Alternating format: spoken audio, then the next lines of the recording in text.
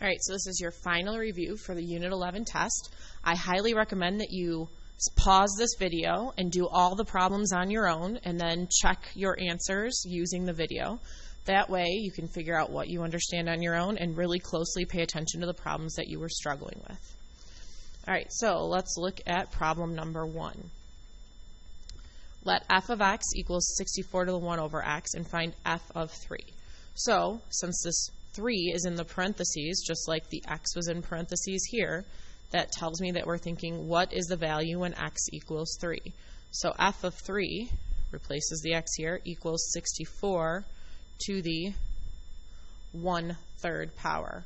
Well, when I look at this, the first thing I think is I could just turn this into a root, right? So this would be the 3rd root of 64. So I would need to be thinking, what number times itself 3 times would give me 64? And that would be 4, right? And we could always double check it in our calculator. But, so we could go ahead and clear it out and type in, okay, what is 4 to the 3rd power? 4 to the 3rd power is 64, so I know that is correct. So f of 3 equals 4 is our final answer for this one. You could also type it in just 64 to the 1/3 in parentheses. Since this works out nicely, that is okay. Next one says evaluate log base 1/2 to the 1/32. So we're going to want to change. We're going to want to change this one, right? So the idea is 1/2 to something should equal 1/32. So 1/2 to some power equals 1/32. Right? Well, since my numerators are the same, all I really have to worry about is my denominator here. So does 2 to some power give me 32? Well, 2 times 2 is 4, times 2 is 8, times 2 is 16, times 2 is 32. So yeah, so my question mark is really 5 because it took me 2 to the 5th power to get there. So 5 should be your final answer. Okay, so let's look at number 3. This one is asking us to solve. So if I'm going to find the value of x, the issue here is that x is inside the log and we have an equal sign here. Whenever we have x inside of a log, we need to get it out of the log in order to solve. In order to get it out of the log, remember you're going to have to change it to the other format, which in this case is exponential. So because there's no base written here, remember that that's the common base, which is 10. So this means 10 to the 3rd power equals 2x. So now we have a problem that we can solve because 10 to the 3rd, 10 times 10 is 100, times 10 is 1,000, equals 2x. And then we can go ahead and divide by 2. So we get x equals 500. Okay, next one. Evaluate log base 3 of 2.75 round to the 4th decimal place. So at first I would be thinking 3 to some power equals 2.75. But because this is a decimal, and 3 to some power isn't going to equal a number that's smaller than it, I'm going to forget about doing that. And the other hint is that it tells you to round. If it tells you to round, that means you're going to get a decimal, which means you're going to have to use your calculator. So that tells me that I just need to do the change of base formula, which means log of 2.75 over log of the base, which in this case was 3. And then I need to just get out my calculator and go ahead and type that in. So log of 2.75, divide it by, and remember to close your parenthesis before pressing the division. Divide it by log base 3, close my parenthesis, gives me 0.920798. Now, our instructions said to round to the 4 after the decimal, so 1, 2, 3, 4 would be here. So this 9 would make that 7 become an 8. So it's 0.9208 as your final answer for number 4. Okay, next one asks us to solve again. Now, if I'm going to solve, that means I have to get x alone. The issue is x is in the exponent. So I can't solve for this because x is in the exponent. I need to get it out of the exponent. So to get it out of the exponent, we change to the other format, which means we need to change to a log. So this is log of the base, which in this case is e, log base e of the answer equals the exponent. Now, as soon as I see log base e, that should remind me that I really need to change that to the natural log. So really, it's ln of 5 equals 2x plus 1. And then I can get x alone. So I'm going to subtract 1 first. So I get ln of 5 minus 1 equals 2x. And then I can divide by 2 to get x alone. So x equals ln of 5 minus 1 over 2. Now that's the exact answer, but to get an estimate, we would need to type it in our calculator. Now remember, when you go to type this into your calculator, you're really going to type the top in, press enter, and then divide by 2, or you're going to use the fraction button. So I'm just going to do it without the fraction button. So ln of 5 minus 1, enter. And then I'm going to take that number, and that's why I just pressed divide it, because it shows the answer, divide it by 2, gives me x equals 0.3047. Depending on whether you're asked for an exact answer or an estimate, those would be your two answers that you would have.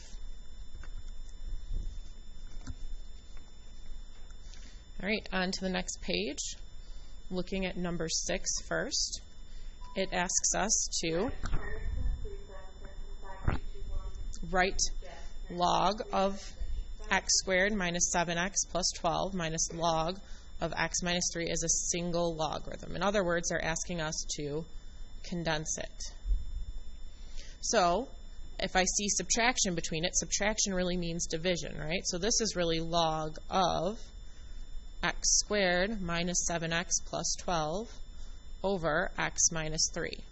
Now this is as condensed as we think it can get, but we need to simplify this if we can, which means we need to factor this top one in order to simplify.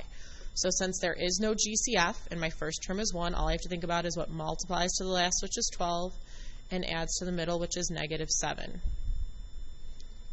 So 12 is 1 and 12, 2 and 6, 3 and 4, and if I make both 3 and 4 negative, that would give me a positive 12 and add to negative 7.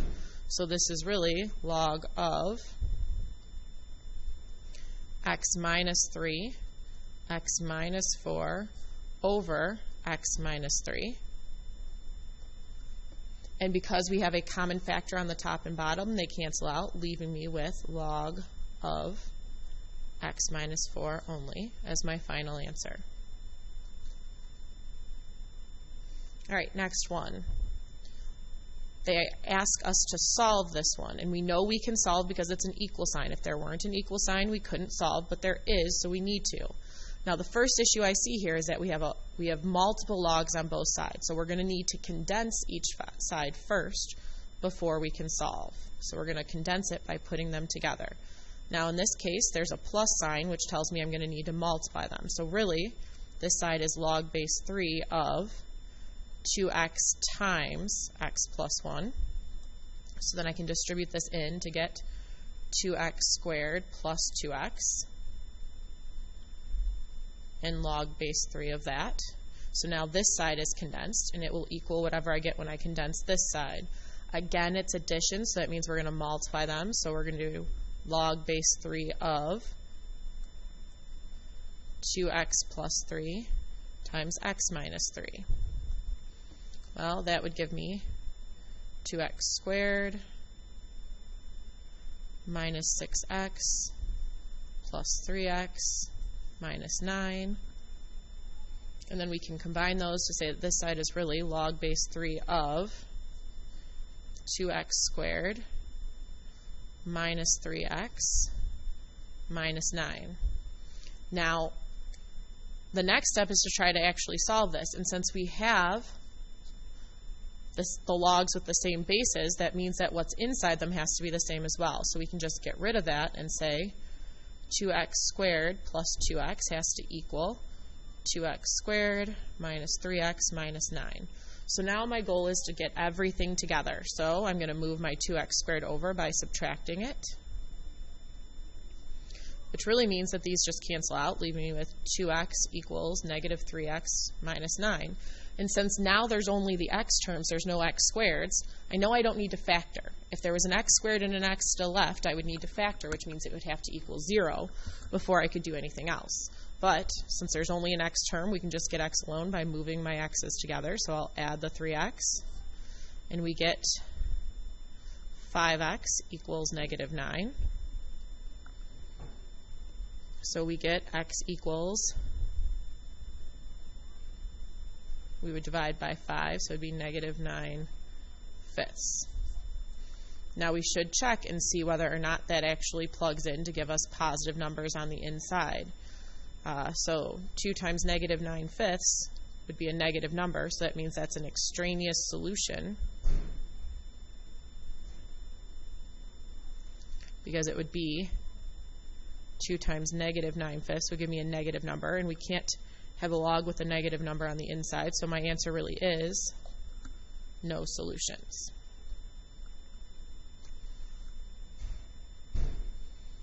Okay, let's look at number 8 now. Number 8, if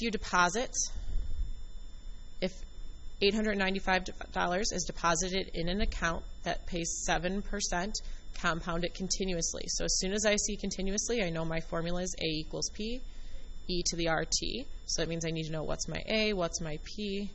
E is a number, so I don't have to worry about it. What's my R, what's my T? So deposit is the principal. It's that starting amount that you have, so that's my P. This 7% is my rate, so it's 0.07. Then what amount will be there after 4 years? So my T is 4. So now we can just plug all that in. A equals 895 E to the 0.07 times 4. So we can go ahead and plug that in. 895 E to the 0.07 times 4 would give me 1184.201. So that stays a 0 because 1 keeps it there. So then we need to write a sentence. So then what will the amount be in 4 years? So in 4 years, there will be